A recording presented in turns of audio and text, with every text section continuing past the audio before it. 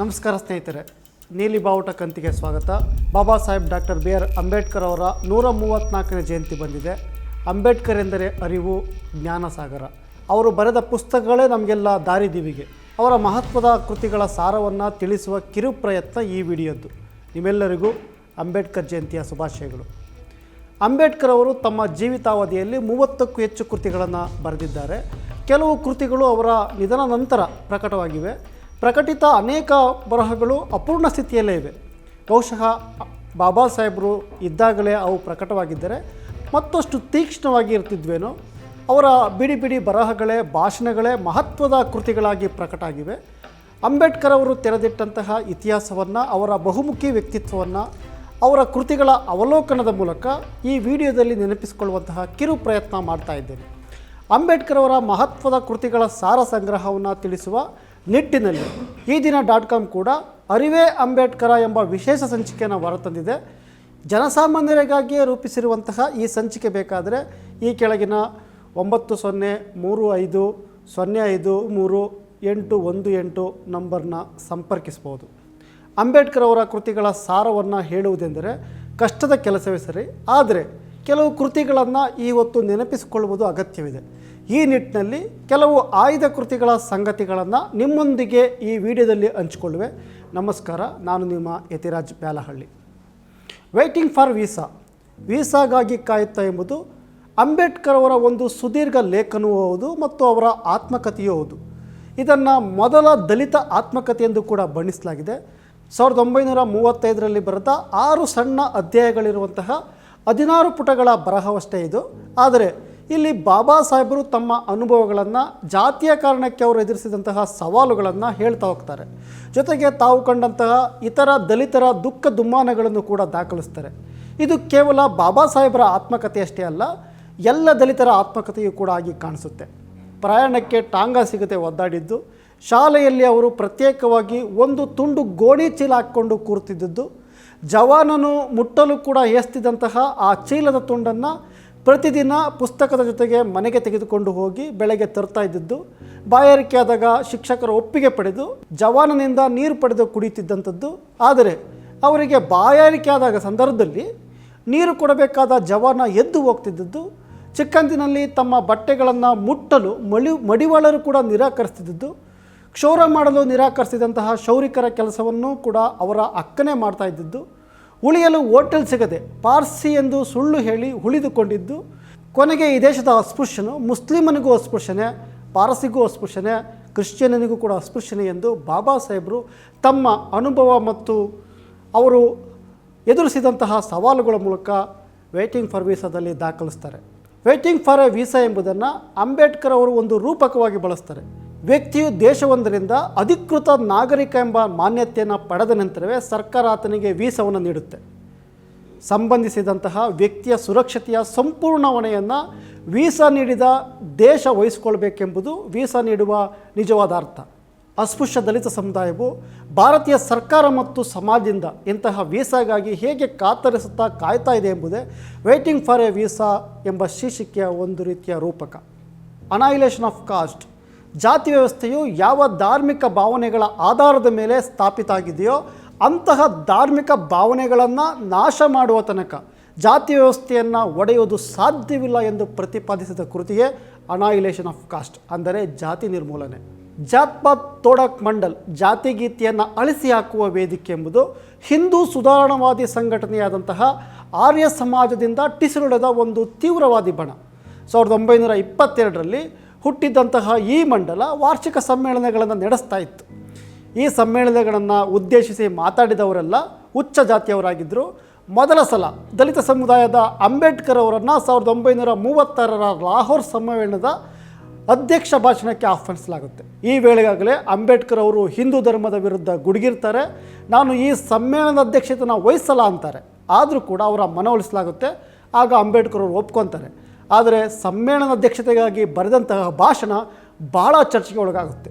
ವೇದಗಳು ಮತ್ತು ಹಿಂದೂ ಧಾರ್ಮಿಕ ಶಾಸ್ತ್ರಗಳನ್ನು ಕಠೋರ ಪ್ರಶ್ನೆಗಳಿಗೆ ಗುರಿ ಮಾಡಿದಂತಹ ಅಂಬೇಡ್ಕರ್ ಅವರ ಭಾಷಣದ ವಿಚಾರಗಳು ಈ ಸಮ್ಮೇಳನವನ್ನು ಏರ್ಪಡಿಸಿದಂತಹ ಜಾತ್ಪಾತ್ ತೋಡಕ್ ಮಂಡಲ್ಗೆ ಹಿಡಿಸಲಿಲ್ಲ.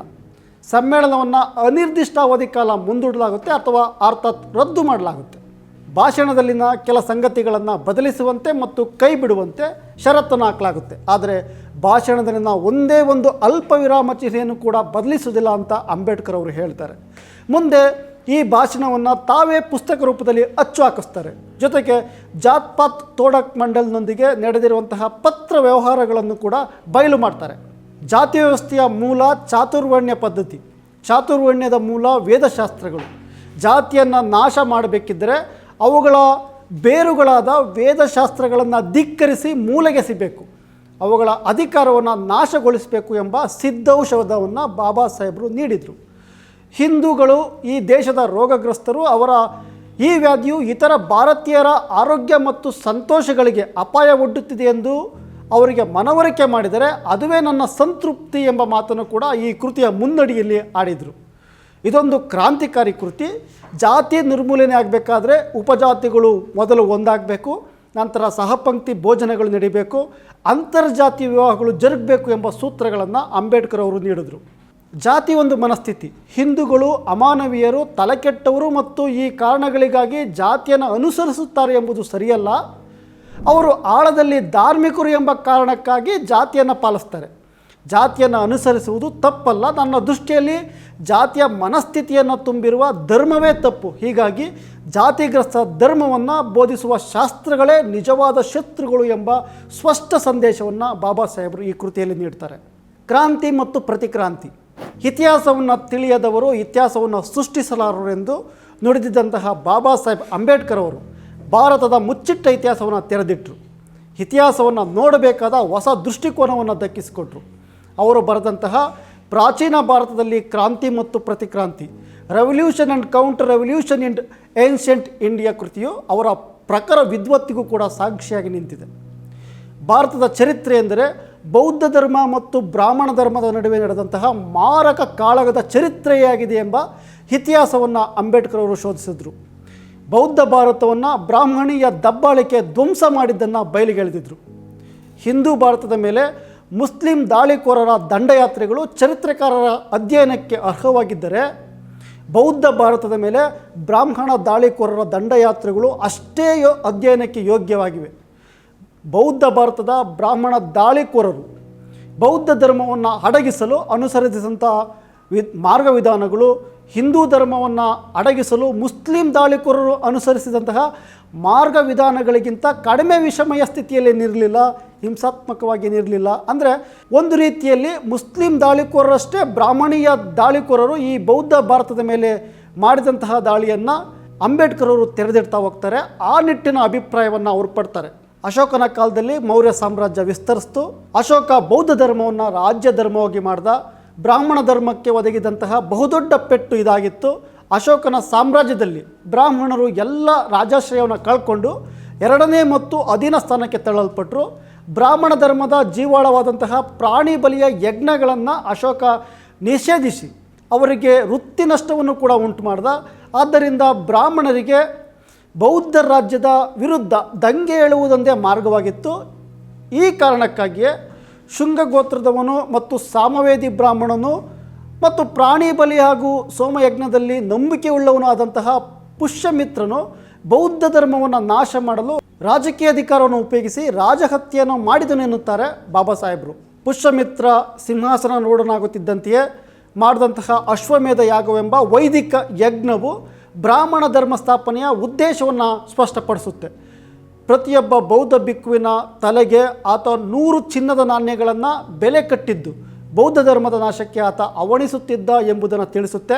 ನಂತರದ ಕಾಲದಲ್ಲಿ ಮನುಸ್ಮೃತಿಯ ಮೂಲಕ ಜಾತಿ ವ್ಯವಸ್ಥೆಯನ್ನು ಜಾರಿಗೆ ತರಲಾಗುತ್ತೆ. ಮಹಿಳೆಯರ ಸ್ವಾತಂತ್ರ್ಯವನ್ನು ಕಿತ್ತುಕೊಳ್ಳಲಾಗುತ್ತೆ. ಶೂದ್ರರನ್ನು ಗುಲಾಮರನ್ನಾಗಿ ಮಾಡಲಾಗುತ್ತೆ. ಸತಿ ಪದ್ಧತಿಯನ್ನು ಜಾರಿಗೆ ತರಲಾಗುತ್ತೆ. ಬಾಲ್ಯ ವಿವಾಹವನ್ನು ಜಾರಿಗೆ ತರಲಾಗುತ್ತೆ. ಇಂಥ ಅನೇಕ ಅನಿಷ್ಟ ಪದ್ಧತಿಗಳನ್ನು ಜಾರಿಗೆ ತಂದು ಆ ಮೂಲಕ ಜಾತಿ ವ್ಯವಸ್ಥೆಯನ್ನು ಸ್ಥಿರೀಕರಿಸಲಾಗುತ್ತೆ.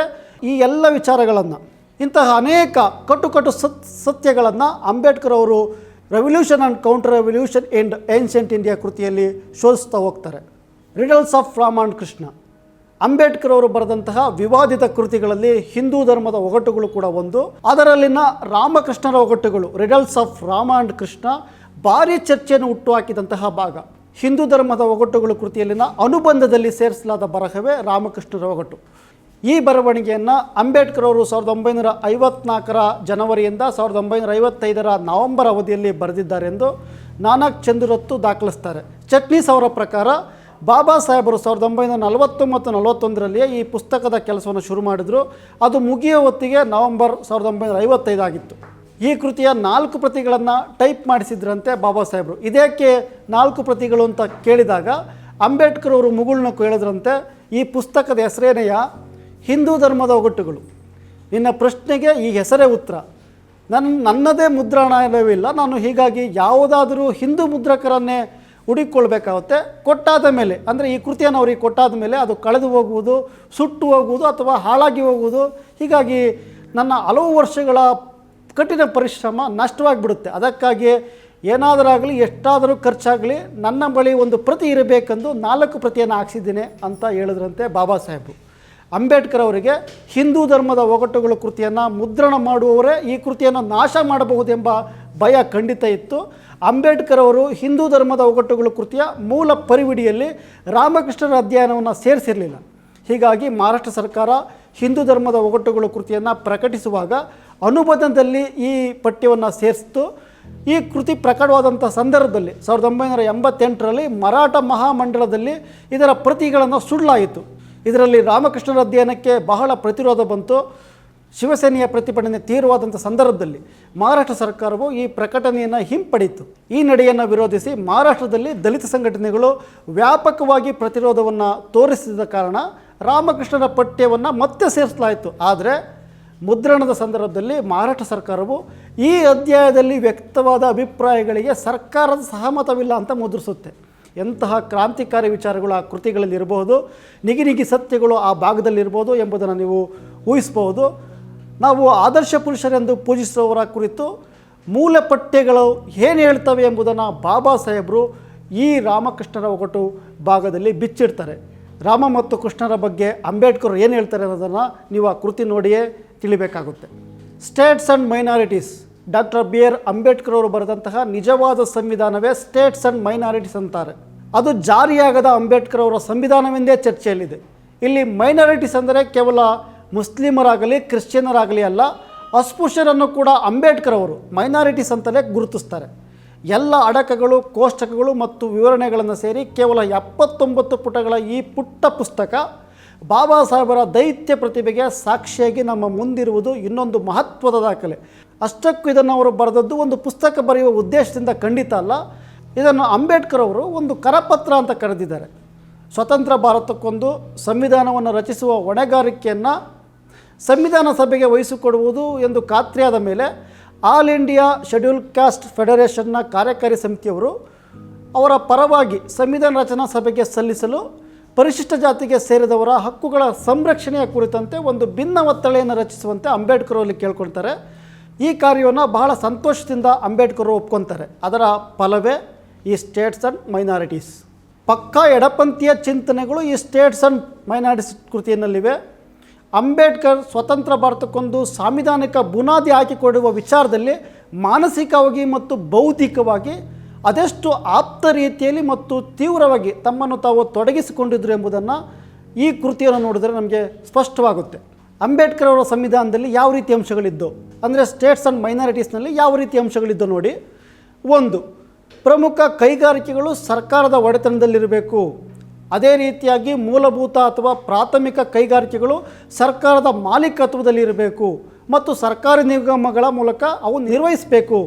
2, ಕೃಷಿಯು ಸರ್ಕಾರಿ ಸ್ವಾಮ್ಯದ ಉದ್ಯಮವಾಗಿರಬೇಕು. ಕೈಗಾರಿಕೆ, ವಿಮೆ ಮತ್ತು ಭೂಮಿಯ ಒಡೆತನ ಹೊಂದಿರುವಂತಹ ಖಾಸಗಿಯವರ ಹಾಲಿ ಹಕ್ಕುಗಳನ್ನು ಸರ್ಕಾರವು ವಶಪಡಿಸಿಕೊಳ್ಬೇಕು. ಅವರ ಹಕ್ಕುಗಳ ಬೆಲೆಗೆ ಸಮಾನವಾದ ಡಿಬೆಂಚರುಗಳನ್ನು ಪರಿಹಾರವಾಗಿ ಅವರಿಗೆ ನೀಡಬೇಕು. ಆ ಡಿಬೆಂಚರ್ಗಳನ್ನು ನಗದಾಗಿ ಪರಿವರ್ತಿಸುವ ಅವಧಿಯನ್ನು ಸರ್ಕಾರವೇ ನಿರ್ಧರಿಸಬೇಕು. ಹೀಗೆ ಅಂಬೇಡ್ಕರ್ ಅವರ ಕ್ರಾಂತಿಕಾರಿಕ ಚಿಂತನೆಗಳು ಆ ಕೃತಿಯಲ್ಲಿ ಸಾಕ್ತಾ ಹೋಗ್ತವೆ. ಬುದ್ಧ ಅಂಡಿಸ್ ಧಮ್ಮ, ವಿಜ್ಞಾನ ತಿಳಿದಿರುವ ಒಬ್ಬ ಆಧುನಿಕ ಮನುಷ್ಯನಿಗೆ ಧರ್ಮವೊಂದು ಬೇಕಾದಲ್ಲಿ ಅವನು ಸ್ವೀಕರಿಸಬೇಕಾದಂತಹ ಏಕೈಕ ಧರ್ಮವೆಂದರೆ ಅದು ಬೌದ್ಧ ಧರ್ಮ ಅಂತ ಹೇಳ್ತಾರೆ ಅಂಬೇಡ್ಕರ್. ಹಿಂದುವಾಗಿ ಹುಟ್ಟಿದ್ದೇನೆ, ಹಿಂದುವಾಗಿ ಸಾಯಲಾರೆ ಎಂದಿದ್ದ ಅವರು ಕೊನೆಗೆ ಬೌದ್ಧ ಧರ್ಮಕ್ಕೆ ಮರಳುತ್ತಾರೆ. ಕ್ರಿಶ್ಚಿಯನ್ನರ ಬೈಬಲ್ ರೀತಿಯಲ್ಲಿ ಸರಳವಾಗಿ ಜನಸಾಮಾನ್ಯರಿಗೆ ಅರ್ಥವಾಗುವಂತಹ ಕೃತಿಯೊಂದನ್ನು ಬೌದ್ಧ ಅನುಯಾಯಿಗಳಿಗೆ ಬರೆಯಬೇಕೆಂದು ಹೊರಟು ಬಾಬಾ ಸಾಹೇಬರು ಬರೆದಂತಹ ಕೃತಿಗೆ ಬುದ್ಧ ಆ್ಯಂಡ್ ಹಿಸ್ ಧಮ್ಮ. ಆದರೆ 1950 ಡಿಸೆಂಬರ್ 5 ರಾತ್ರಿ ಪೀಠಿಕೆಯನ್ನು ಕೊನೆಯದಾಗಿ ತಿದ್ದಿ ಅವರು ವಿರಮಿಸ್ತಾರೆ. ಅವರೇ ಮುಂಬೈನಲ್ಲಿ ಸ್ಥಾಪಿಸಿದಂತಹ ಸಿದ್ಧಾರ್ಥ ಕಾಲೇಜು ಅವರು 1957ರಲ್ಲಿ ಈ ಪುಸ್ತಕವನ್ನು ಪ್ರಕಟಿಸ್ತಾರೆ. ಬುದ್ಧನ ಕುರಿತು ಹಬ್ಬಿರುವ ಕಪೋಲಕಲ್ಪಿತ ಥಿಯರಿಗಳನ್ನು ಬಾಬಾ ಸಾಹೇಬರು ಈ ಕೃತಿಯ ಮೂಲಕ ಬುಡಬೇಲು ಮಾಡಾಕ್ತಾರೆ. ಬುದ್ಧ ರಾಜ್ಯವನ್ನು ತೊರೆದಿದ್ದು ರೋಹಿಣಿ ನದಿ ವಿಚಾರದಲ್ಲಿ ಉಂಟಾಗಿದ್ದ ವಿವಾದದ ಕಾರಣ ಅಂತ ಬಿಚ್ಚಿಡ್ತಾರೆ. ನದಿ ನೀರಿನ ವಿಚಾರದಲ್ಲಿ ಶಾಕ್ಯ ಮತ್ತು ಕೋಲಿಯ ಗುಂಪುಗಳ ನಡುವೆ ನಡೀತಿದ್ದಂತಹ ಕಲಹದಿಂದಾಗಿ ಒಂದು ರೀತಿಯ ಯುದ್ಧದ ವಾತಾವರಣ ಸೃಷ್ಟಿಯಾಗಿರುತ್ತೆ. ಅಂತಹ ಸಂದರ್ಭದಲ್ಲಿ ಕೋಲಿಯರನ್ನು ಸಹೋದರರೆಂದು ಪರಿಗಣಿಸಿ ಸಂಧಾನದ ಮೂಲಕ ವಿವಾದವನ್ನು ಬಗೆಹರಿಸಿಕೊಳ್ಬೇಕೆಂಬ ಸಲಹೆಯನ್ನು ಸಿದ್ಧಾರ್ಥ ನೀಡ್ತಾನೆ. ಇದು ಒಪ್ಪಿಗೆಯಾಗದೆ ಸಿದ್ಧಾರ್ಥನನ್ನು ವಿರೋಧಿಸ್ತಾರೆ. ಆತನನ್ನು ಗಡೀಪಾರಿಗೆ ಒಳಪಡಿಸಲಾಗುತ್ತೆ. ಬುದ್ಧ ರಾತ್ರೋರಾತ್ರಿ ಮನೆ ಬಿಟ್ಟು ಹೋದ ಎಂಬ ಕಥೆಯನ್ನು ಅಂಬೇಡ್ಕರ್ ಅಲ್ಲಗಳಿತಾರೆ. ಅರಿವು ಮೂಡಿದ ಬಳಿಕ ಗೌತಮ ಬುದ್ಧನು ಆತ್ಮದ ಪರಿಕಲ್ಪನೆಯನ್ನು ನಿರಾಕರಿಸ್ತಾನೆ. ಆದರೆ ಪುನರ್ಜನ್ಮವನ್ನು ವಿಚಾರಗಳ ಮರುಹುಟ್ಟಿನ ಭಾಗವಾಗಿ ವೈಜ್ಞಾನಿಕವಾಗಿ ನೋಡ್ತಾನೆ. ಧರ್ಮ ಮತ್ತು ಧಮ್ಮದ ನಡುವಿನ ವ್ಯತ್ಯಾಸಗಳನ್ನು ಅಂಬೇಡ್ಕರ್ ಅವರು ಚರ್ಚೆಗೆ ತರ್ತಾರೆ. ಬುದ್ಧನದ್ದು ಧಮ್ಮ ಮಾರ್ಗ ಅಂತಾರೆ. ಅಲೌಕಿಕ ಶಕ್ತಿಯನ್ನು ನಂಬುವುದು ಧಮ್ಮವಲ್ಲ, ದೇವರನ್ನು ನಂಬುವುದು ಧಮ್ಮವಲ್ಲ, ಬ್ರಹ್ಮನೊಂದಿಗೆ ಐಕ್ಯವಾಗುವುದರ ಮೇಲೆ ಅವಲಂಬಿತವಾಗಿರುವ ಧಮ್ಮ ಸುಳ್ಳು ಧಮ್ಮ, ಆತ್ಮದಲ್ಲಿ ನಂಬಿಕೆ ಇಡುವುದು ಧಮ್ಮವಲ್ಲ, ಬಲಿ ಕೊಡುವುದರಲ್ಲಿ ನಂಬಿಕೆ ಇಡುವುದು ಧಮ್ಮವಲ್ಲ, ಧಮ್ಮದ ಮೇಲಿನ ಗ್ರಂಥಗಳು ಎಂದೂ ಕೂಡ ಸುಳ್ಳಾಗಿರುವುದಿಲ್ಲ. ಧಮ್ಮವು ಸುಧಮ್ಮವಾಗಬೇಕಾದರೆ ಅದು ಪ್ರಜ್ಞೆ, ಮೈತ್ರಿ ಮತ್ತು ಕರುಣೆಯನ್ನು ಪೋಷಿಸಬೇಕು. ಧಮ್ಮವು ನೈತಿಕತೆಯನ್ನು ತರ್ಕಾತೀತ ನೆಲೆಯಲ್ಲಿ ಗುರುತಿಸುವುದಿಲ್ಲ. ಧಮ್ಮವೆಂದರೆ ಅಂಧಭಕ್ತಿ ಮತ್ತು ಮೌಢ್ಯವನ್ನು ತಿರಸ್ಕರಿಸಿ ಮನುಷ್ಯರ ನಡುವೆ ಪಾರಸ್ಪರಿಕ ಸಂಬಂಧವನ್ನು ನಿಯಂತ್ರಿಸುವ ನೈತಿಕತೆಯಾಗಿದೆ ಎಂಬ ಅಂಶಗಳನ್ನು ಅಂಬೇಡ್ಕರ್ ಅವರು ಈ ಕೃತಿಯಲ್ಲಿ ಚರ್ಚಿಸ್ತಾ ಹೋಗ್ತಾರೆ. ಬುದ್ಧ ಅಥವಾ ಕಾರ್ಲ್ ಮಾರ್ಕ್ಸ್ ಮತ್ತು ಬುದ್ಧನ ನಡುವೆ ಇರುವಂತಹ ಸಾಮ್ಯತೆಗಳೇನು ಮತ್ತು ವ್ಯತ್ಯಾಸಗಳೇನು ಎಂಬುದು ಬಹಳ ಸ್ಪಷ್ಟ. ಸಾಧನಗಳ ಬಗ್ಗೆ ವ್ಯತ್ಯಾಸಗಳಿವೆ, ಮುಟ್ಟಬೇಕಾದ ಗುರಿ ಮಾತ್ರ ಇಬ್ಬರದು ಒಂದೇ ಅಂತಾರೆ ಅಂಬೇಡ್ಕರ್. ನವೆಂಬರ್ 26, 1956 ನೇಪಾಳದ ಕಠ್ಮಂಡುವಿನಲ್ಲಿ ನಡೆದಂತಹ 4ನೇ ವಿಶ್ವ ಬೌದ್ಧ ಸಮ್ಮೇಳನದಲ್ಲಿ ಅಂಬೇಡ್ಕರ್ ಅವರು ಮಾಡಿದ ಭಾಷಣವೇ ಬುದ್ಧ ಆರ್ ಕಾರ್ಲ್ ಮಾರ್ಕ್ಸ್. ಈ ಭಾಷಣಕ್ಕಿರುವ ಮಹತ್ವನ ಅರಿಬೇಕಾದ್ರೆ ಅಕ್ಟೋಬರ್ 14, 1956 ಮತ್ತು ಡಿಸೆಂಬರ್ 6, 1956 ಈ ದಿನಾಂಕಗಳೊಂದಿಗೆ ಹೋಲಿಕೆ ಮಾಡಿ ನೋಡಬೇಕಾಗುತ್ತೆ. ಏಕೆಂದರೆ ಮೊದಲನೆಯದ್ದು ಅಂಬೇಡ್ಕರ್ ಅವರು ಬೌದ್ಧ ಧರ್ಮ ಸ್ವೀಕಾರ ಮಾಡಿದ ದಿನವಾದರೆ, ಎರಡನೆಯದ್ದು ಅವರು ಪರಿನಿಬ್ಬಾಣವಾದಂತಹ ದಿನ. ಅಂದರೆ ಅವರು ಬೌದ್ಧ ಧರ್ಮ ಸ್ವೀಕರಿಸಿದ 41 ದಿನಗಳ ನಂತರ ಹಾಗೂ ಕೊನೆಯುಸಿರೆಳೆಯುವ 10 ದಿನಗಳ ಹಿಂದೆ ಈ ಭಾಷಣವನ್ನು ಮಾಡಿದ್ದಾರೆ. ಅಂದರೆ ಅಂಬೇಡ್ಕರ್ ಅವರಿಗೆ ತಮ್ಮ ಕಡೆಯ ಕಾಲದಲ್ಲಿ ಬುದ್ಧನೊಂದಿಗೆ ಕಾರ್ಲ್ ಮಾರ್ಕ್ಸರನ್ನು ಹೋಲಿಸಿ ನೋಡುವಂತಹ ಅವಶ್ಯಕತೆ ಏರ್ಪಟ್ಟಿದ್ದು ಒಂದು ಮಹತ್ವದ ಸಂಗತಿಯಾಗಿ ನಮಗೆ ಕಾಣುತ್ತೆ. ಬುದ್ಧನ ವಿಚಾರಗಳಿಗೂ ಕಾರ್ಲ್ ಮಾರ್ಕ್ಸ್ ವಿಚಾರಗಳಿಗೂ ಇರುವ ಸಾಮ್ಯತೆಗಳನ್ನು ಅಂಬೇಡ್ಕರ್ ಅವರು ಗುರುತಿಸ್ತಾರೆ. ಆದರೆ ಕಮ್ಯುನಿಸ್ಟ್ ರಾಷ್ಟ್ರಗಳು ಕ್ರಿಶ್ಚಿಯನ್ ಧರ್ಮಾಂಧತೆಯನ್ನು ಟೀಕಿಸುವ ಭರದಲ್ಲಿ ಬುದ್ಧನ ತತ್ವಗಳನ್ನು ಕೂಡ ಮರೆತು ಬಿಟ್ಟಿದ್ದಾರೆ ಎಂಬ ಅಭಿಪ್ರಾಯಕ್ಕೆ ಅಂಬೇಡ್ಕರ್ ಅವರು ಬರ್ತಾರೆ. ಸಂಪತ್ತಿನ ಹಂಚಿಕೆಯ ವಿಚಾರದಲ್ಲಿ ಬುದ್ಧನಂತೆಯೇ ಕಾರ್ಲ್ ಮಾರ್ಕ್ಸ್ ಕೂಡ ಮಾತನಾಡಿರುವುದನ್ನು ಅಂಬೇಡ್ಕರ್ ಅವರು ಸ್ಪಷ್ಟವಾಗಿ ಗುರುತಿಸ್ತಾರೆ. ಸರ್ವಾಧಿಕಾರದ ವಿಚಾರದಲ್ಲಿ ಬುದ್ಧ ಗುರು ಪ್ರಜಾಸತ್ತಾತ್ಮಕವಾದಿಯಾಗಿದ್ದು ಎಂದಿಗೂ ಸರ್ವಾಧಿಕಾರವನ್ನು ಸಹಿಸ್ತಾ ಇರಲಿಲ್ಲ. ಸರ್ವಾಧಿಕಾರವು ಸಂಘರ್ಷವನ್ನು ಕೊನೆಗೊಳಿಸುವುದೇ ಇಲ್ಲ. ಸರ್ವಾಧಿಕಾರದಲ್ಲಿ ಕೆಲವು ಕರ್ತವ್ಯಗಳಿರ್ತವೆ, ಆದರೆ ಪ್ರಜಾಪ್ರಭುತ್ವದಲ್ಲಿ ಕರ್ತವ್ಯ ಜೊತೆಗೆ ಹಕ್ಕುಗಳು ಕೂಡ ಇರ್ತವೆ. ಹೀಗಾಗಿ ಇವೆರಡು ವಿಚಾರಗಳಲ್ಲಿ ಮಾರ್ಕ್ಸ್ವಾದಿಗಳಿಗಿಂತಲೂ ಬುದ್ಧ ಗುರುವಿನ ವಿಚಾರಗಳು ಹೆಚ್ಚು ಮೌಲ್ಯಯುತವೆಂದು ಅಂಬೇಡ್ಕರ್ ಅವರು ತೀರ್ಮಾನಿಸ್ತಾರೆ. ಬುದ್ಧ ಗುರು ಬೋಧಿಸಿದಂತಹ ಮಾರ್ಗದೊಂದಿಗೆ ಕಮ್ಯುನಿಸಮನ್ನು ಸ್ಥಾಪಿಸುವುದು ಅತ್ಯಂತ ಹೆಚ್ಚು ಫಲಕಾರಿ ಎಂಬ ಅಭಿಪ್ರಾಯಕ್ಕೆ ಬರ್ತಾರೆ. ಅಂದರೆ ಎರಡನ್ನೂ ಕೂಡ ಮರ್ಜ್ ಮಾಡಿ ಅವರು ನೋಡ್ತಾ ಇದ್ದಾರೆ. ಅಂಬೇಡ್ಕರ್ ಅವರಿಗೆ ರಷ್ಯಾ ಕ್ರಾಂತಿಯ ಬಗ್ಗೆ ಒಂದು ರೀತಿಯ ಮೆಚ್ಚುಗೆ ಇತ್ತು. 1927ರಲ್ಲಿ ಜೋಸೆಫ್ ಸ್ಟಾಲಿನ್ ಅವರ ಅಧಿಕಾರ ವಹಿಸಿಕೊಂಡ ಸಂದರ್ಭದಲ್ಲಿ ಕಮ್ಯುನಿಸ್ಟ್ ರಾಷ್ಟ್ರವೊಂದು ಚಮ್ಮಾರರ ಮಗನನ್ನು ಅಧ್ಯಕ್ಷನನ್ನಾಗಿಸಿದ ಬಗ್ಗೆ ಪ್ರಶಂಸೆಯನ್ನು ವ್ಯಕ್ತಪಡಿಸಿದರು. ಸ್ಟಾಲಿನ್ ಸತ್ತಂಥ ಸಂದರ್ಭದಲ್ಲಿ ಅಂಬೇಡ್ಕರ್ ಅವರು ಉಪವಾಸ ಆಚರಿಸುವ ಮೂಲಕ ದುಃಖ ವ್ಯಕ್ತಪಡಿಸಿದರು ಅಂತ ಕೂಡ ಹೇಳಲಾಗುತ್ತೆ. ಹೀಗಾಗಿ ಚಿಂತಕ ಆನಂದ್ ತೇಲ್ತುಂಬಡೆ ಅವರ ಪ್ರಕಾರ ಅಂಬೇಡ್ಕರ್ ಅವರಿಗೆ ಸ್ಥಳೀಯ ಕಮ್ಯುನಿಸ್ಟರ ಬಗ್ಗೆ ಅಸಮಾಧಾನವಿತ್ತೆ ಹೊರತು ಅಂತಾರಾಷ್ಟ್ರೀಯ ಮಟ್ಟದ ಕಮ್ಯುನಿಸ್ಟರ ಬಗ್ಗೆ ಒಂದು ರೀತಿಯ ಆಸಕ್ತಿ ಇತ್ತು. ಅವರಿಗೆ ಕಮ್ಯುನಿಸಂ ಸಿದ್ಧಾಂತಕ್ಕಿಂತಲೂ ಅದನ್ನು ಜಾರಿಗೊಳಿಸುವ ರೀತಿಯಲ್ಲಿ ತಕರಾರಿತ್ತು. ಭಾರತೀಯ ಜಾತಿವಾದಿ ಮನಸ್ಥಿತಿಗಳ ಕೈಗೆ ಕಮ್ಯುನಿಸ್ಟ್ ಚಳುವಳಿಯನ್ನು ಅಂತಾರಾಷ್ಟ್ರೀಯ ಮಟ್ಟದ ಕಮ್ಯುನಿಸ್ಟರು ಕೊಟ್ಟಿದ್ದರಿಂದಾಗಿ ಭಾರತದಲ್ಲಿ ಕಮ್ಯುನಿಸಮ್ ಬೆಳಿಲಿಲ್ಲ ಎಂಬ ರೀತಿಯ ಅಭಿಪ್ರಾಯವನ್ನು ಅಂಬೇಡ್ಕರ್ ಅವರು ತಾಳುವುದನ್ನು ನಾವು ಇಲ್ಲಿ ಕಾಣ್ಬೋದು. Rise and fall of Hindu women, Hindu ಮಹಿಳೆಯ ಉನ್ನತಿ ಮತ್ತು ಅವನತಿ. ಬಾಬಾ ಸಾಹೇಬರ ವೈಚಾರಿಕ ಆಕ್ರೋಶಕ್ಕೆ ಹೊಸ ದೃಷ್ಟಿಕೋನ ನೀಡುವ ಶಕ್ತಿ ಇತ್ತು. ಅವರು ಬರೆದ ಅನೇಕ ಬರಹಗಳು ಪ್ರತಿರೋಧದ ಪ್ರತಿಕ್ರಿಯೆಗಳು ಎಂಬುದನ್ನು ನಾವು ಗಮನಿಸಬೇಕು. ಹಾಗೆ ಹುಟ್ಟಿದಂತಹ ಬರಹ rise and fall of Hindu women March 1950ರಲ್ಲಿ ಮಹಾಬೋಧಿ ಜರ್ನಲ್ನಲ್ಲಿ ಪ್ರಕಟವಾದಂತಹ ಲೇಖನವೊಂದರಲ್ಲಿ ಭಾರತದಲ್ಲಿ ಮಹಿಳೆಯರ ಅವನತಿಗೆ ಪುರುಷನೇ ಆಗಿದ್ದಂತಹ ಬುದ್ಧ ಅಥವಾ ಬೌದ್ಧ ಧರ್ಮವೇ ಕಾರಣ ಎಂಬ ರೀತಿಯ ಆರೋಪನ ಮಾಡಲಾಗಿತ್ತು. ಇದನ್ನು ಕಂಡು ಆಘಾತಗೊಂಡಂತಹ ಬಾಬಾ ಸಾಹೇಬರು ಮಹಿಳೆಯರ ಪತನಕ್ಕೆ ಬುದ್ಧನನ್ನು ದೂಷಿಸುವವರ ವಿರುದ್ಧ ತೀಕ್ಷ್ಣವಾದ ಪ್ರತಿಕ್ರಿಯೆಯನ್ನು ನೀಡ್ತಾರೆ. ಇತಿಹಾಸದ ಸತ್ಯವನ್ನು ತೆರೆದಿಡ್ತಾರೆ. ಮಹಿಳೆಯರಿಗೆ ಬುದ್ಧ ನೀಡಿದಂತಹ ಮಹತ್ವವನ್ನು ಮತ್ತು ಪ್ರತಿಕ್ರಾಂತಿಯ ನಂತರ ಬ್ರಾಹ್ಮಣೀಯ ಸಮಾಜ ಹಿಂದೂ ಮಹಿಳೆಯರ ಮೇಲೆ ಏರಿದಂತಹ ದಮನಕಾರಿ ನೀತಿಗಳನ್ನು ಅಂಬೇಡ್ಕರ್ ಅವರು ವಿಸ್ತೃತವಾಗಿ ತಮ್ಮ ಬರಹದಲ್ಲಿ ಚರ್ಚಿಸ್ತಾರೆ. ಹೆಣ್ಣು ಮಕ್ಕಳ ಜನನವನ್ನು ಸಂಕಟಕರ ವಿದ್ಯಮಾನವೆಂದು ಕಾಣುತ್ತಿದ್ದಂತಹ ಪುರುಷಾಧಿಪತ್ಯದ ಸಮಾಜದಲ್ಲಿ ಬುದ್ಧನು ಮಹಿಳೆಯರ ವ್ಯಕ್ತಿತ್ವವನ್ನು, ಅವರ ಧರ್ಮ ಮತ್ತು ಸಮಾಜ ಮತ್ತು ರಾಜಕೀಯದಲ್ಲಿ ಅವರ ಮಹತ್ವದ ಪಾತ್ರವನ್ನು ಪ್ರೋತ್ಸಾಹಿಸಿದ್ದು. ಬುದ್ಧನ ಈ ಉದಾತ್ತ ನಿಲುವನ್ನು ಅರ್ಥೈಸಿಕೊಳ್ಳದವರು ಆತನ ಹೆಸರನ್ನು ದುರುಪಯೋಗ ಮಾಡಿಕೊಂಡು ಆತ ಮಹಿಳಾ ವಿರೋಧಿ ಎಂದು ದೋಷಾರೋಪಣೆ ಮಾಡ್ತಾರೆ. ಬುದ್ಧನ ವಾಸ್ತವ ವ್ಯಕ್ತಿತ್ವವನ್ನು ಅರಿಯದೆ ಮೂಢರಂತೆ ಮಾತಾಡ್ತಾರೆ ಅಂತ ಕಟುವಾಗಿ ಟೀಕಿಸ್ತಾರೆ ಬಾಬಾ ಸಾಹೇಬರು. ಬುದ್ಧನು ವೈದಿಕ ಕ್ರೌರ್ಯವನ್ನು ನಾಶಗೊಳಿಸಿದ್ನು. ಮಹಿಳೆಯರಿಗೂ ಕೂಡ ಪುರುಷರಂತೆ ಜ್ಞಾನಾರ್ಜನೆಯ ಹಕ್ಕನ್ನು ನೀಡಿದನು. ಮಾನವ ತನ್ನ ಉನ್ನತಿಯನ್ನು ತಾನೇ ನಿರ್ಧರಿಸಬೇಕು ಎಂದು ಬುದ್ಧ ಪ್ರತಿಪಾದಿಸಿದನು. ಇದು ಭಾರತದಲ್ಲಿ ನಡೆದ ಮೊದಲ ಮಹಿಳಾ ಕ್ರಾಂತಿ ಮತ್ತು ಆಕೆಯ ನಿಜವಾದ ವಿಮೋಚನೆ ಅಂತಾರೆ ಅಂಬೇಡ್ಕರ್. ಮನುಸ್ಮೃತಿಯು ಭಾರತದ ಮಹಿಳೆಯರಿಗೆ ಬಗೆದಂತಹ ಬಹುದೊಡ್ಡ ಅವಹೇಳನ ಮತ್ತು ಆಘಾತದ ಮೂಲ.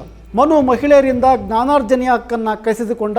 ಆಕೆಗೆ ಆಧ್ಯಾತ್ಮಿಕ ಸಾಮರ್ಥ್ಯವಿಲ್ಲ ಎಂಬ ಕಾರಣ ಹೇಳಿ ಸನ್ಯಾಸ ಜೀವನಕ್ಕೆ ಆಕೆಗೆ ಅವಕಾಶ ನೀಡುವುದನ್ನು ನಿರಾಕರಿಸಿದ.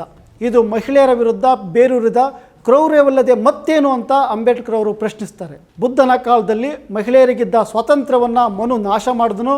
ಬುದ್ಧನ ಕಾಲದಲ್ಲಿ ಮಹಿಳೆಯರು ಧಾರ್ಮಿಕ ಶಿಕ್ಷಣ ಪಡೆದು ಭಿಕ್ಕುಣಿಯರಾಗ್ತಿದ್ರು. ಅದನ್ನು ಮನುವಿನ ಪರಂಪರೆ ಸಂಪೂರ್ಣ ಹೊಸಕಿದಾಕಿದ್ದನ್ನು ಅಂಬೇಡ್ಕರ್ ಅವರು ಈ ಬರಹದಲ್ಲಿ ಚರ್ಚಿಸ್ತಾರೆ. Who are the ಶೂದ್ರಾಸ್, ಶೂದ್ರರು ಯಾರಾಗಿದ್ದರು? ವರ್ಣ ವ್ಯವಸ್ಥೆಯಲ್ಲಿ ಶೂದ್ರರ ಮೂಲವನ್ನು ಶೋಧಿಸುವ ಕೃತಿಯೇ ಶೂದ್ರರು ಯಾರಾಗಿದ್ದರು. ಈ ಕೃತಿಯನ್ನು ಮಹಾತ್ಮ ಜ್ಯೋತಿಬಾ ಫುಲೆ ಅವರಿಗೆ ಸಮರ್ಪಿಸಲಾಗಿದೆ. ಹುಚ್ಚ ವರ್ಗಗಳಿಗೆ ಗುಲಾಮರಾಗಿದ್ದಂತಹ ತಳವರ್ಗಗಳಲ್ಲಿ ಈ ಕುರಿತು ಅರಿವು ಮೂಡಿಸಿದ ಮತ್ತು ಸಾಮಾಜಿಕ ಜನತಂತ್ರ ಎಂಬುದು ವಿದೇಶಿಯರಿಂದ ಸ್ವತಂತ್ರ ಗಳಿಸುವುದಕ್ಕಿಂತಲೂ ಹೆಚ್ಚು ಮಹತ್ವದ್ದು ಎಂಬ ಪರಮಸತ್ಯವನ್ನು ಬೋಧಿಸಿದ ಆಧುನಿಕ ಭಾರತದ ಮಹಾನ್ ಶೂದ್ರ ಜ್ಯೋತಿಬಾ ಅಂತ ಬಾಬಾ ಸಾಹೇಬರು ಬಣ್ಣಿಸ್ತಾರೆ. ತಮ್ಮ ಮೂಲವನ್ನು ಅರಿಯದ ಶೂದ್ರರಿಗಾಗಿ ಈ ಕೃತಿಯನ್ನು ಅಂಬೇಡ್ಕರ್ ಅವರು ಬರೀತಾರೆ. ಬ್ರಾಹ್ಮಣರು ತಮ್ಮ ಪ್ರಾಬಲ್ಯವನ್ನು ಸ್ಥಾಪಿಸಲು ಹಾಗೂ ಪ್ರಾಬಲ್ಯವನ್ನು ಕಾಪಾಡಿಕೊಳ್ಳಲು ಬಳಸಿದ ತಂತ್ರಗಳನ್ನು ಬಾಬಾ ಸಾಹೇಬರು ಆಧಾರಗಳ ಉಲ್ಲೇಖಗಳ ಮೂಲಕ ಈ ಕೃತಿಯಲ್ಲಿ ವಿವರಿಸ್ತಾರೆ. ಬ್ರಾಹ್ಮಣರು ಧರ್ಮಶಾಸ್ತ್ರಗಳನ್ನು ತಮ್ಮ ಅನುಕೂಲಕ್ಕೆ ತಕ್ಕಂತೆ ತಿರುಚುವುದು, ಶೂದ್ರರಿಗೆ ಶಿಕ್ಷಣವೂ ಸೇರಿದಂತೆ ಸಾಕಷ್ಟು ಹಕ್ಕುಗಳನ್ನು ನಿರಾಕರಿಸುವುದು ಹಾಗೂ ಶೂದ್ರರನ್ನು ದಾಸ್ಯಕ್ಕಾಗಿ ಬಳಸಿಕೊಳ್ಳುವ ಕುತಂತ್ರಗಳನ್ನು ಹೇಗೆಲ್ಲ ಮಾಡಿದ್ರು ಎಂಬುದನ್ನು ಬಾಬಾ ಸಾಹೇಬರು ತಮ್ಮ ಸಂಶೋಧನೆಯ ಸಾಕ್ಷ್ಯಗಳ ಸಹಿತ ತೆರೆದಿಡ್ತಾರೆ. ಅಸ್ಪೃಶ್ಯರು ಯಾರಾಗಿದ್ದರು, ಶೂದ್ರರು ಯಾರಾಗಿದ್ದರು ಕೃತಿಯ ಮುಂದುವರೆದ ಭಾಗವಾಗಿ ಬರೆದಂತಹ ಕೃತಿಯೇ ಅಸ್ಪೃಶ್ಯರು ಯಾರಾಗಿದ್ದರು. ಭಾರತದಲ್ಲಿ ಅಸ್ಪೃಶ್ಯರು ಏಕೆ ಅಸ್ಪೃಶ್ಯರಾದರು ಎಂಬುದನ್ನು ವಿಶ್ಲೇಷಿಸುವಾಗ ಡಾಕ್ಟರ್ ಅಂಬೇಡ್ಕರ್ ಅವರು ಹೊಸ ಸಿದ್ಧಾಂತಗಳಾಗಿ 2 ವಿವರಣೆಗಳನ್ನು ನೀಡ್ತಾರೆ. ಅಸ್ಪೃಶ್ಯತೆ ಉದ್ಭವಿಸಿ ಮುಂದುವರೆದಿದ್ದು ಅಬ್ರಾಹ್ಮಣರು ಭಗ್ನ ಮಾನವ ಅಂದರೆ ಬ್ರೋಕನ್ ಮ್ಯಾನ್ರನ್ನು ತಿರಸ್ಕರಿಸಿದ್ದು ಮತ್ತು ಭಗ್ನ ಮಾನವರಿಂದ ಅಂದರೆ ತುಂಬ ನೊಂದವರಿಂದ ಗೋಮಾಂಸ ಭಕ್ಷಣೆಯ ಮುಂದುವರಿಕೆ ಆಗಿತ್ತು. ಅಂದರೆ ಬ್ರೋಕನ್ ಮ್ಯಾನ್ ಅಂದರೆ ಈ ನೊಂದ ಸಮುದಾಯ ಏನಿತ್ತು ಅವರು ಬೌದ್ಧರಾಗಿದ್ದ ಕಾರಣಕ್ಕೆ ಬ್ರಾಹ್ಮಣರು ಅವರ ಬಗ್ಗೆ ಅಸಹ್ಯವನ್ನು ಪಡ್ತಾಯಿದ್ರು. ಅವರ ವಿರುದ್ಧ ತಿರಸ್ಕಾರ ಮತ್ತು ದ್ವೇಷವನ್ನು ಬೆಳೆಸ್ಕೊಂಡ್ರು. ಹೀಗಾಗಿ ಭಗ್ನ ಮಾನವರನ್ನು ಅಂದರೆ ಬ್ರೋಕಲ್ ಮೆನ್ಗಳನ್ನು ಅಸ್ಪೃಶ್ಯರೆಂದು ಪರಿಗಣಿಸಲಾಯಿತು. ಹೀಗೆ ಅಂಬೇಡ್ಕರ್ ಅವರು ತಮ್ಮ ಮತ್ತೊಂದು ವಿಶೇಷವಾದಂತಹ ಸಂಶೋಧನೆಯನ್ನು ಈ ಕೃತಿಯಲ್ಲಿ ಬಿಚ್ಚಿಡ್ತಾರೆ. ರೂಪಾಯಿ ಸಮಸ್ಯೆ. ಬಾಬಾ ಸಾಹೇಬ್ ಡಾಕ್ಟರ್ ಅಂಬೇಡ್ಕರ್ ಅವರ ರೂಪಾಯಿ ಸಮಸ್ಯೆ ಅದರ ಮೂಲ ಮತ್ತು ಪರಿಹಾರ ಕೃತಿಯು ಭಾರತೀಯ ಆರ್ಥಿಕ ಇತಿಹಾಸ ಮತ್ತು ಹಣಕಾಸು ನೀತಿ ಕ್ಷೇತ್ರದ ಒಂದು ಪ್ರಮುಖ ಪುಸ್ತಕ. ಆದರೆ ಇದು ಕೇವಲ ಅರ್ಥಶಾಸ್ತ್ರದ ಕುರಿತಾದ ಪಠ್ಯವಲ್ಲ, ಇದು ಬ್ರಿಟಿಷ್ ಸಾಮ್ರಾಜ್ಯಶಾಹಿಯ ಆಳ್ವಿಕೆಯಲ್ಲಿ ಭಾರತ ಎದುರಿಸಿದಂತಹ ಸವಾಲುಗಳ ಆಳವಾದ ಅಧ್ಯಯನ ಕೂಡ ಹೌದು. ಡಾಕ್ಟರ್ ಅಂಬೇಡ್ಕರ್ ಅವರು ಒಬ್ಬ ಅದ್ಭುತ ಅರ್ಥಶಾಸ್ತ್ರಜ್ಞರು ಎಂಬುದನ್ನು ಈ ಕೃತಿ ನಮ್ಮ ಮುಂದೆ ತೆರೆದಿಡುತ್ತೆ. ಈ ಪುಸ್ತಕ ಅವರ ಆಳವಾದ ವಿಶ್ಲೇಷಣಾತ್ಮಕ ಕೌಶಲ್ಯ ಮತ್ತು ಭಾರತದ ಸಾಮಾಜಿಕ ಆರ್ಥಿಕ ಸಮಸ್ಯೆಗಳನ್ನು ಪರಿಹರಿಸುವಲ್ಲಿ ಅವರ ಬದ್ಧತೆಯನ್ನು ಪ್ರತಿಬಿಂಬಿಸುತ್ತೆ. ಈ ಕೃತಿಯಲ್ಲಿ ಡಾಕ್ಟರ್ ಅಂಬೇಡ್ಕರ್ ಅವರು ಭಾರತೀಯ ರೂಪಾಯಿಯ ಐತಿಹಾಸಿಕ ವಿಕಾಸ, ಅದರ ಏರಿಳಿತದ ಮೌಲ್ಯ ಮತ್ತು ವಸಾಹತುಶಾಹಿ ಯುಗದಲ್ಲಿ ಅದರ ಪಥವನ್ನು ರೂಪಿಸಿದ ವಿವಿಧ ಆರ್ಥಿಕ ನೀತಿಗಳನ್ನು ಪರಿಶೀಲಿಸ್ತಾರೆ. 1923ರಲ್ಲಿ ಡಾಕ್ಟರ್ ಬಿ ಆರ್ ಅಂಬೇಡ್ಕರ್ ಅವರು ಲಂಡನ್ ಸ್ಕೂಲ್ ಆಫ್ ಎಕನಾಮಿಕ್ಸ್ಗೆ ಡಾಕ್ಟರೇಟ್ಗಾಗಿ ಸಲ್ಲಿಸಿದಂತಹ ಪ್ರಬಂಧ ಇದಾಗಿದೆ. ಭಾರತದಂತಹ ಹೊಸದಾಗಿ ಸ್ವಾತಂತ್ರ್ಯ ಪಡೆದ ದೇಶದಲ್ಲಿ ಕಾಗದದ ನೋಟು ಚಲಾವಣೆಯಲ್ಲಿರಬೇಕು ಅಥವಾ ಚಿನ್ನದ ನಾಣ್ಯ ಇರಬೇಕು ಎನ್ನುವಂತಹ ಸಮಸ್ಯೆಯನ್ನು ಈ ಪುಸ್ತಕ ಚರ್ಚಿಸುತ್ತೆ. ಈ ಪುಸ್ತಕದ ಆಧಾರದ ಮೇಲೆ ಮುಂದೆ ಭಾರತೀಯ ರಿಸರ್ವ್ ಬ್ಯಾಂಕ್ ಸ್ಥಾಪನೆಯಾಗಿತ್ತು ಎಂಬುದನ್ನು ನಾವು ಮರೆಯೋಕ್ಕಾಗಲ್ಲ. ಆದರೆ ಬಾಬಾ ಸಾಹೇಬರ ಭಾವಚಿತ್ರವನ್ನು ಈವರೆಗೂ ನೋಟಿನ ಮೇಲೆ ಮುದ್ರಿಸಿಲ್ಲ ಎಂಬ ಆಕ್ಷೇಪ ಅಥವಾ ಬೇಸರವನ್ನು ಅನೇಕ ಅಂಬೇಡ್ಕರ್ವಾದಿಗಳು ಇಂದಿಗೂ ಕೂಡ ವ್ಯಕ್ತಪಡಿಸ್ತಾ ಬಂದಿದ್ದಾರೆ. Pakistan partition of India Ambedkar ಅವರ ಬಹುಚರ್ಚಿತ ಕೃತಿ ಇದು ಮತ್ತು ಸಂಘ ಪರಿವಾರದವರು ಈ ಕೃತಿಯ ಕೆಲವು ಸಾಲುಗಳನ್ನಷ್ಟೇ ಎತ್ಕೊಂಡು ಅದನ್ನು ಬಳಸಿಕೊಂಡು ಮುಸ್ಲಿಂ ದ್ವೇಷಕ್ಕೆ ಅದನ್ನು ಗುರಾಣಿಯಾಗಿ ಅಪಪ್ರಚಾರಕ್ಕಾಗಿ ಈ ಕೃತಿಯನ್ನು ಬಳಸ್ಕೊತಿರೋದನ್ನು ನಾವು ಕಾಣ್ತೀವಿ. ಅಂಬೇಡ್ಕರ್ ಅವರನ್ನು ಸಮಗ್ರವಾಗಿ ನೋಡಿದ್ರೆ ಅವರು ಏನನ್ನು ಪ್ರತಿಪಾದಿಸ್ತಾರೆ ಅನ್ನೋದನ್ನು ನಾವು ಸ್ಪಷ್ಟವಾಗಿ ಈ ಕೃತಿಯ ಮೂಲಕ ಕಾಣ್ಬೋದು. ಮುಸ್ಲಿಂ ಲೀಗ್ನವರು 1940ರ ತನ್ನ ಲಾಹೋರ್ ಗೊತ್ತುವಳಿಯಲ್ಲಿ ಪ್ರತ್ಯೇಕ ಪಾಕಿಸ್ತಾನ ರಾಷ್ಟ್ರ ಆಗಲೇಬೇಕೆಂಬ ಠರಾವನ್ನು ಅಂಗೀಕರಿಸುತ್ತೆ. ಮುಸ್ಲಿಂ ಲೀಗ್ನ ಈ ಬೇಡಿಕೆಯ ಬಗ್ಗೆ ತಮ್ಮ ನಿಲುವೇನಿರಬೇಕೆಂದು ನಿರ್ಧರಿಸಲು ಆಗಿನ ILP ಅಂದರೆ ಸ್ವತಂತ್ರ ಲೇಬರ್ ಪಕ್ಷ ಸಮಿತಿಯೊಂದನ್ನು ನೇಮಿಸಿ ಆ ಸಮಿತಿಗೆ ಅಂಬೇಡ್ಕರ್ ಅವರನ್ನು ಅಧ್ಯಕ್ಷರನ್ನಾಗಿ ಮಾಡುತ್ತೆ. ಸಮಿತಿಯ ಅಧ್ಯಕ್ಷ ಸ್ಥಾನವನ್ನು ಒಪ್ಪಿಕೊಂಡಂತಹ ಅಂಬೇಡ್ಕರ್ ಅವರು ಪ್ರತ್ಯೇಕ ಪಾಕಿಸ್ತಾನ ಬೇಡಿಕೆಯ ಹಿನ್ನೆಲೆಯನ್ನು, ಅದರ ಸಾಧಕ ಬಾಧಕಗಳನ್ನು ವಿದ್ವತ್ಪೂರ್ಣವಾಗಿ ಅಧ್ಯಯನ ಮಾಡಿ ನೀಡಿದ ವರದಿ ಇಂದು 486 ಪುಟಗಳ ಪುಸ್ತಕ ರೂಪದಲ್ಲಿ ನಮ್ಮ ಮುಂದೆ ಇದೆ.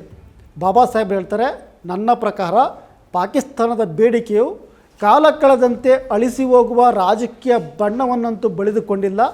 ನನ್ನ ಮನಸ್ಸಲ್ಲಿ ಬರುವ ಮೊದಲ ವಿಚಾರವೆಂದರೆ ಹಿಂದೂ ಮುಸ್ಲಿಮರು ಈ ಪ್ರಶ್ನೆ ಕುರಿತು ನಿರ್ಧರಿಸಬೇಕು. ಬ್ರಿಟಿಷರು ತಮ್ಮ ಸೇನೆಯನ್ನು ಬಳಸಿಕೊಂಡು ಪಾಕಿಸ್ತಾನದ ಬೇಡಿಕೆಯನ್ನು ಹತ್ತಿಕ್ಕುತ್ತಾರೆ ಎಂದು ಹಿಂದೂಗಳು ಭಾವಿಸಿದರೆ ಅದು ಸಾಧ್ಯವಿಲ್ಲ. ಪಾಕಿಸ್ತಾನದ ಬೇಡಿಕೆಯನ್ನು ವಿರೋಧಿಸಲು ಬಲವಂತದ ಪ್ರಯೋಗವು ಪರ್ಯಾಯವಲ್ಲ. ಸ್ವಯಂ ನಿರ್ಧಾರ ಕೈಗೊಳ್ಳುವುದರಿಂದ ಮುಸ್ಲಿಮರನ್ನು ವಂಚಿಸಬಾರದು. ಬ್ರಿಟಿಷರ ವಿರುದ್ಧ ಭಾರತದ ಸ್ವಾತಂತ್ರ್ಯಕ್ಕಾಗಿ ಸ್ವಯಂ ನಿರ್ಣಯವನ್ನು ಪ್ರತಿಪಾದಿಸುವ ರಾಷ್ಟ್ರೀಯವಾದಿಗಳು ಅಲ್ಪಸಂಖ್ಯಾತರಿಗೂ ಕೂಡ ಇದೇ ಮಾನದಂಡವನ್ನು ಅನ್ವಯಿಸಬೇಕು ಎಂಬ ಅಭಿಪ್ರಾಯವನ್ನು ಅಂಬೇಡ್ಕರ್ ಅವರು ತಾಳ್ತಾರೆ. ಒಂದು ದೇಶ ವರ್ಸಸ್ ಎರಡು ದೇಶ ಸಿದ್ಧಾಂತದ ಹಿನ್ನೆಲೆಯಲ್ಲಿ ಸಾವರ್ಕರ್ ಮತ್ತು ಜಿನ್ನಾ ವಿರುದ್ಧ ಧ್ರುವಗಳಲ್ಲಿ ನಿಲ್ಲಬೇಕಾಗುತ್ತೆ. ಆದರೆ ವಿಚಿತ್ರವೆಂದರೆ ಇಬ್ಬರೂ ಈ ವಿಚಾರದಲ್ಲಿ ಒಮ್ಮತದಲ್ಲಿರುವುದು ಕಂಡುಬರುತ್ತೆ. ಇವರಿಬ್ಬರು ಭಾರತದಲ್ಲಿ ಹಿಂದೂ ದೇಶ ಮತ್ತು ಮುಸ್ಲಿಂ ದೇಶ ಎನ್ನುವ ಎರಡು ದೇಶಗಳಿರುವುದನ್ನು ಒಪ್ಪಿಕೊಳ್ತಾರೆ. ಆದರೆ ಯಾರ ಮೇಲುಸ್ತುವಾರಿಯಲ್ಲಿ ಮತ್ತೊಬ್ಬರ ಅಸ್ತಿತ್ವ ನಿರ್ಣಯಿಸಲ್ಪಡುತ್ತದೆ ಎನ್ನುವ ವಾಗ್ವಾದ ಇಬ್ಬರ ನಡುವಿನ ವೈಮನಸ್ಸಾಗಿದೆ. ಎರಡೂ ದೇಶಗಳ ಭಾರತವನ್ನು ವಿಭಜಿಸಬೇಕು ಎಂದು ಜಿನ್ನಾ ಬಯಸಿದರೆ, ಸಾವರ್ಕರ್ ಒಂದು ದೇಶದಲ್ಲಿ ಹಿಂದೂ ಪರಂಪರೆ ಆಚರಣೆಯ ಸಂವಿಧಾನವು ಜಾರಿಯಲ್ಲಿರುತ್ತೆ, ಅದರ ಅಡಿಯಲ್ಲಿ ಮುಸ್ಲಿಮರು ಎರಡನೇ ದರ್ಜೆಯ ನಾಗರಿಕರಾಗಿ ಬದುಕಬೇಕು ಅಂತ ತಾಕೀತು ಮಾಡ್ತಾ ಇದ್ದಾರೆ. ಆದರೆ ಸಾವರ್ಕರ್ ತಮ್ಮ ಇಂತಹ ಸಿದ್ಧಾಂತವನ್ನು ಬೋಧಿಸುವುದರ ಮೂಲಕ ಭಾರತದಲ್ಲಿ ಅಪಾಯಕಾರಿ ಅಭದ್ರತೆಯ ವಾತಾವರಣವನ್ನು ಸೃಷ್ಟಿ ಮಾಡ್ತಾ ಇದ್ದಾರೆ. ತಮ್ಮ ಈ ಯೋಜನೆಗೆ ಮುಸ್ಲಿಮರ ಪ್ರತಿಕ್ರಿಯೆ ಕುರಿತು ಸಾವರ್ಕರ್ಗೆ ಆಸಕ್ತಿ ಇಲ್ಲ. ಇದನ್ನು ಬೇಕಿದ್ದರೆ ಸ್ವೀಕರಿಸಿ, ಬೇಡವಾಗಿದ್ದರೆ ಬಿಡಿ ಎನ್ನುವ ಧೋರಣೆಯನ್ನು ಅವರ ಮೇಲೆ ಹೇರಲಾಗುತ್ತಿದೆ ಎಂದು ತಮ್ಮ ಕೃತಿಯಲ್ಲಿ ಅಂಬೇಡ್ಕರ್ ಅವರು ಬರೀತಾರೆ. ಅಂದರೆ ಜಿನ್ನಾ ಮತ್ತು ಸಾವರ್ಕರ್ ಒಂದೇ ನಾಣ್ಯದ ಎರಡು ಮುಖಗಳು ಎಂಬುದನ್ನು ಅಂಬೇಡ್ಕರ್ ಅವರು ಇಲ್ಲಿ ಪ್ರತಿಪಾದಿಸ್ತಾ ಇದ್ದಾರೆ. ಆದರೆ ಇಂತಹ ವಿಚಾರಗಳನ್ನು ಸಂಘ ಪರಿವಾರ ಮರೆಮಾಚುತ್ತೆ. ಕೃತಿಯ ಕೆಲವು ಭಾಗಗಳನ್ನು ಅರೆಬರಿಯಾಗಿ ಕಟ್ ಮಾಡಿ ಅಂಬೇಡ್ಕರ್ ಅವರು ಮುಸ್ಲಿಮ್ನ ವಿರುದ್ಧ ಇದ್ದರು ಅಂತ ಬಿಂಬಿಸುವುದು ಎಷ್ಟು ಸರಿ? ಅದಕ್ಕಾಗಿ ಆದರೂ ನೀವು ಈ ಕೃತಿಯನ್ನು ಓದಿ ಅಂಬೇಡ್ಕರ್ ಅವರು ಯಾವ ದೃಷ್ಟಿಕೋನದಲ್ಲಿ ಇತಿಹಾಸವನ್ನು ನೋಡಿದ್ದಾರೆ ಎಂಬುದನ್ನು ನಾವು ಚರ್ಚಿಸಬೇಕಾಗುತ್ತೆ. What Gandhi and Congress have done to the untouchables. Congress ಮತ್ತು ಗಾಂಧಿ ಅಸ್ಪೃಶ್ಯರಿಗಾಗಿ ಮಾಡಿರುವುದೇನು? ಗಾಂಧಿ ಮತ್ತು ಕಾಂಗ್ರೆಸ್ ಅಸ್ಪೃಶ್ಯರಿಗೆ ಮಾಡಿರುವುದೇನೆಂಬ ಕೃತಿ ಇದೆಯಲ್ಲ, ಇದು ಅತ್ಯಂತ ಚರ್ಚಿತ ಕೃತಿ. ಸ್ವತಂತ್ರ ಪೂರ್ವದ ಕಾಂಗ್ರೆಸ್ ಎಂತಹ ಹಿಂದೂವಾದಿಯಾಗಿತ್ತು, ಅಸ್ಪೃಶ್ಯತೆಯನ್ನು ಪೋಷಿಸುವ ಕೆಲಸವನ್ನು ಮಾಡಿತು. ಬಾಬಾ ಸಾಹೇಬರು ಅಸ್ಪೃಶ್ಯರು ಹಿಂದೂಗಳದೆಂಬ ಪ್ರತಿಪಾದನೆ ಮಾಡಿ ಪ್ರತ್ಯೇಕ ಮತಕ್ಷೇತ್ರಗಳನ್ನು ಪಡೆದಂಥ ಸಂದರ್ಭದಲ್ಲಿ ಗಾಂಧಿ ಹೂಡಿದಂತಹ ಉಪವಾಸ ಸತ್ಯಾಗ್ರಹದಿಂದ ಬಾಬಾ ಸಾಹೇಬರು ಅನುಭವಿಸಿದಂತಹ ನೋವು, ಪ್ರತ್ಯೇಕ ಮತಕ್ಷೇತ್ರಗಳನ್ನು ಕಳೆದುಕೊಂಡಿದ್ದಂತಹ ದಲಿತ ಸಮುದಾಯ, ಗಾಂಧಿ ಮತ್ತು ಕಾಂಗ್ರೆಸ್ ಹಮ್ಮಿಕೊಂಡ ಅಸ್ಪೃಶ್ಯತೆ ನಿವಾರಣೆಯ ಕಾರ್ಯಕ್ರಮಗಳ ಬೂಟಾಟಿಕೆ ಇವೆಲ್ಲವನ್ನು ಈ ಕೃತಿ ಬಯಲಿಗೆಳೆದು ಹೋಗುತ್ತೆ. ಗಾಂಧೀಜಿ ಸ್ಥಾಪಿಸಿದಂತಹ ಹರಿಜನ ಸೇವಕ ಸಂಘದ ಒಳರಾಜಕಾರಣವನ್ನು ಬ್ರಿಟಿಷರು ಭಾರತಕ್ಕೆ ಸ್ವಾತಂತ್ರ್ಯ ಹಾಗೂ ಅಧಿಕಾರವನ್ನು ಹಸ್ತಾಂತರಿಸುವಾಗ ಅದು ಯಾವುದೋ ಒಂದು ವರ್ಗದ ಪಾಲಾಗದೆ ಎಲ್ಲ ಸಮುದಾಯಗಳಿಗೆ ಹಂಚಿಕೆಯಾಗಲಿ ಎಂಬುದನ್ನು, ಅಸ್ಪೃಶ್ಯರು ಬ್ರಿಟಿಷರ ಕೈಗೊಂಬೆಗಳು ಅಲ್ಲ ಹಾಗೂ ಹಿಂದೂಗಳು ಅಲ್ಲ ಎಂಬ ಸತ್ಯವನ್ನು, ಗಾಂಧೀಜಿಯವರ ಬಗೆಗೆ ಅಸ್ಪೃಶ್ಯರ ನಿಲುವೇನು, ಗಾಂಧಿವಾದ ಎಂದರೆ ಯಾವುದು, ಅದರ ಬಿಕ್ಕಟ್ಟುಗಳೇನು, ಅದು ಹೇಗೆ ಅರ್ಥಹೀನ ಮತ್ತು ಅಪ್ರಸ್ತುತ ಎಂಬುದನ್ನು ಅಧಿಕೃತ ದಾಖಲೆಗಳ ಮೂಲಕ ವಿಮರ್ಶಾತ್ಮಕವಾದ ಜಿಜ್ಞಾಸೆಗೆ ಈ ಕೃತಿಯಲ್ಲಿ ಬಾಬಾ ಸಾಹೇಬರು ಒಳಪಡಿಸ್ತಾರೆ. ಆದರೆ ಒಂದು ವಿಚಾರವನ್ನು ಈ ಸಂದರ್ಭದಲ್ಲಿ ಹೇಳಲೇಬೇಕು.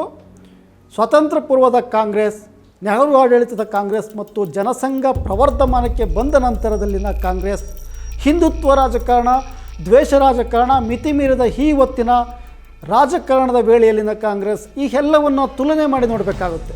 ಬಾಬಾ ಸಾಹೇಬರ ಕಾಲದಲ್ಲಿ ಬಾಬಾ ಸಾಹೇಬರನ್ನು ನೋಯಿಸಿದಂತಹ ಸಾಮಾಜಿಕ ಯಥಾಸ್ಥಿತಿವಾದವನ್ನು ಬಯಸಿದ್ದಂತಹ ಕಾಂಗ್ರೆಸ್ಸಿಗರ ಮನಸ್ಥಿತಿ ಇಂದಿನ ಕಾಲಘಟ್ಟದಲ್ಲಿ BJP ಸಂಘ ಪರಿವಾರದಲ್ಲಿ ಕಾಣಿಸ್ತಿರುವುದನ್ನು ನಾವು ಗಮನಿಸಬೇಕಾಗುತ್ತೆ. Gandhi and emancipation of untouchables, Ranade Gandhi Jinnah, ಈ ರೀತಿಯ ಕೃತಿಗಳಲ್ಲೂ ಕೂಡ ಗಾಂಧಿವಾದದ ಕುರಿತು ಅಂಬೇಡ್ಕರ್ ಅವರು ವಿಸ್ತೃತವಾಗಿ ಚರ್ಚಿಸುವುದನ್ನು ನಾವು ಕಾಣ್ಬೋದು. ಎಲ್ಲ ಕೃತಿಗಳ ಸಾರವನ್ನು ಓದುಗರಿಗೆ ದೊರಕಿಸಬೇಕು. ಅಂಬೇಡ್ಕರ್ ಅವರ ಮೂಲ ಕೃತಿಗಳ ಓದಿಕೆ ಪ್ರಚೋದಿಸಬೇಕೆಂದು ಅಂಬೇಡ್ಕರ್ ಅವರ ಮಹತ್ವದ ಕೃತಿಗಳ ಸಾರವನ್ನು ಸಂಗ್ರಹಿಸುವ ಕೆಲಸವನ್ನು ನಿಮ್ಮ ಈ ದಿನ ಹೊರತಂದಿರುವ ಅರಿವೇ ಅಂಬೇಡ್ಕರ್ ಸಂಚಿಕೆ ಮಾಡಿದೆ. ಈ ಕೃತಿಯಲ್ಲಿನ ಹಲವು ಲೇಖನಗಳಿಂದ ಆಯ್ದ ಕೆಲವು ಸಂಗತಿಗಳನ್ನು ಈ ವಿಡಿಯೋ ಮೂಲಕ ತಿಳಿಸುವ ಪ್ರಯತ್ನವನ್ನು ಮಾಡಿದ್ದೇನೆ. ಖಂಡಿತವಾಗಿಯೂ ಅರಿವೇ ಅಂಬೇಡ್ಕರ್ ಸಂಚಿಕೆ ನಿಮಗೆ ಇಷ್ಟವಾಗುತ್ತೆ. ಅಂಬೇಡ್ಕರ್ ಅವರ ಓದಿಗೆ ಈ ಸಂಚಿಕೆ ನಿಮ್ಮನ್ನು ಪ್ರಚೋದಿಸುತ್ತೆ ಎಂಬ ಖಾತ್ರಿಯಂತೂ ನನಗಂತೂ ಇದೆ. ಅಂಬೇಡ್ಕರ್ ಅವರು ಬರೆದಿರುವಂತಹ 17 ಪುಸ್ತಕಗಳ ಪರಿಚಯಾತ್ಮ ಲೇಖನ ಈ ಸಂಚಿಕೆಯಲ್ಲಿದೆ. ಜೊತೆಗೆ ಅಂಬೇಡ್ಕರ್ ಅವರು ಬರೆದ ಒಂದು ಪತ್ರ ಮತ್ತು ಅವರು ಸಂಪಾದಿಸುತ್ತಿದ್ದಂತಹ ಪತ್ರಿಕೆಗಳ ಬಗ್ಗೆ ಒಂದು ವಿಶೇಷ ಬರಹ ಸೇರಿ ಒಟ್ಟು 21 ಲೇಖನಗಳಿವೆ. ತಪ್ಪದೆ ಈ ಸಂಚಿಕೆಯನ್ನು ಖರೀದಿಸಿ, ಓದಿರಿ ಮತ್ತು ಪ್ರತಿಕ್ರಿಯಿಸಿರಿ. ಜೈ ಭೀಮ್, ನಮೋ ಬುದ್ಧಾಯ. ಮತ್ತಷ್ಟು ವಿಶೇಷ ವಿಡಿಯೋಗಳನ್ನು ನೋಡಲು ಮತ್ತು ಹೊಸ ವಿಡಿಯೋಗಳ ಬಗ್ಗೆ ತಿಳಿಯಲು ಈ ದಿನ .com ಯೂಟ್ಯೂಬ್ ಚಾನೆಲ್ ಸಬ್ಸ್ಕ್ರೈಬ್ ಮಾಡಿ ಮತ್ತು ಬೆಲ್ ಐಕಾನ್ ಕ್ಲಿಕ್ ಮಾಡಿ.